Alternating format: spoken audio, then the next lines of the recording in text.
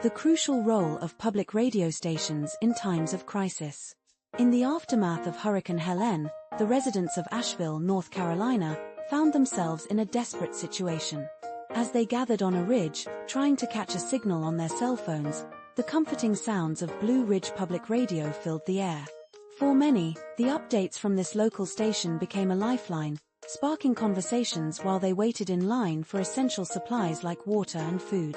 Lisa Savage, a volunteer at a local church, recalled how the station kept everyone informed during those chaotic days.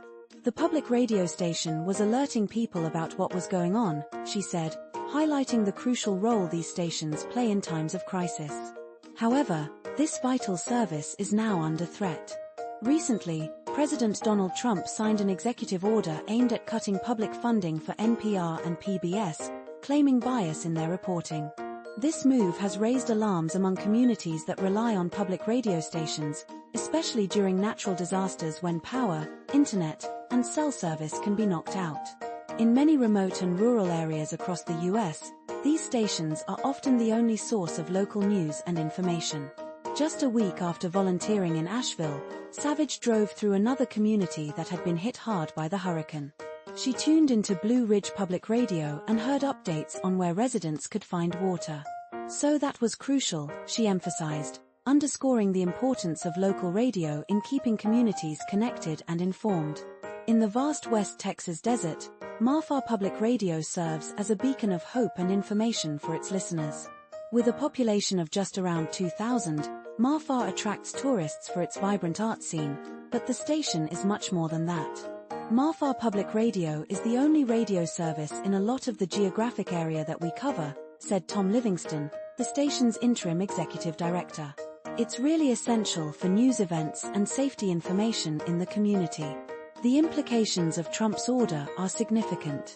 It instructs the Corporation for Public Broadcasting and other federal agencies to halt federal funding for NPR and PBS, while also seeking to eliminate indirect sources of public financing. These broadcasters currently receive about $500 million in public funds through the CPB, which has stated it is not a federal executive agency subject to the president's orders. The heads of PBS, NPR, and CPB have suggested that this order may be illegal, hinting at a potential court battle ahead. Moreover, the White House plans to ask Congress to cut funding for the CPB as part of a larger $9.1 billion budget reduction package. Local stations, particularly those in smaller markets, heavily depend on this public funding, along with donations and philanthropic grants. For instance, WMMT, a station in the economically challenged area of Whitesburg, Kentucky, broadcasts to parts of 5 Appalachian states. General Manager Teddy Weimer noted that many listeners rely on their programming but often lack the financial means to support it. We're in an economically disadvantaged area of the country, he explained, emphasizing the station's reliance on CPB funding. Livingston from Marfa Public Radio mentioned that about 30% of their funding comes from the CPB, and while it's too early to predict the impact of potential cuts, the uncertainty looms large. In the Appalachian region, Allegheny Mountain Radio serves as a crucial source of information for residents living along the West Virginia border. General Manager Scott Smith pointed out that while distant stations may reach the area, they lack the local flavor and relevance that his station provides. With only one cell tower covering a small area, the station has proven indispensable during emergencies. After a severe storm in 2012, residents turned to Allegheny Mountain Radio for updates when power was out for nearly 2 weeks. We play music and joke around, but we're also here providing essential information and emergency alerts to our communities, Smith said. With 68% of its budget funded by the CPB, Smith expressed concern over the potential cuts. What CPB does fund the most is small rural radio, he noted.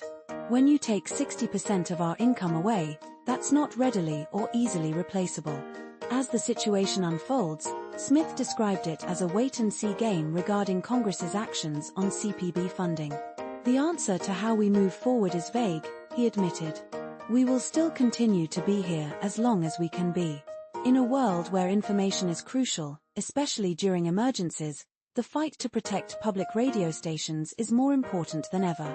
These stations are not just sources of entertainment, They are lifelines that connect communities, provide essential information, and foster a sense of belonging.